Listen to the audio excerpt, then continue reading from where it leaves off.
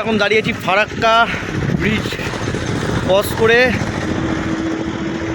2 থেকে 3 কিলোমিটার এসে দাঁড়িয়ে আছি। আর এতটা রোদ্দুর বন্ধুরা কি বলবো, মানে এত পরিমাণ রোদ্দুর, মানে খুবই গরমে মানে খুব কষ্ট হচ্ছে।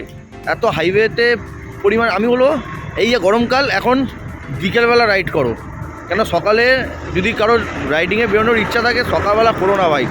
মার্চের আজকে মাত্র সবে 2 তারিখ, তাই এই গরম। তো বুঝতে পারছো যে দিনের বেলা বাইক চালালে বাইকের ইঞ্জিনের তো একটা পিচের হিট আছে, তার মধ্যে ইঞ্জিনের একটা গরম, তার মধ্যে হাইওয়েতে রাইড করে লু বইছে পুরো রীতিমতন, মানে বিরাট পরিমাণ কষ্ট।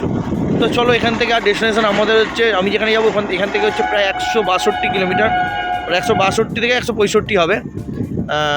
আর ওখান থেকে প্রায় তোমার আরও যেতে হবে 40 কিলোমিটার, টোটাল ধরে 200 কিলোমিটারের মধ্যে।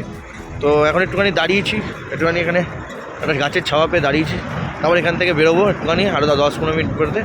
চলো তোমরা দেখতে থাকো আর আমার সাথে থাকো, লাইক শেয়ার কমেন্ট করতে কিন্তু বন্ধুরা ভুলো না।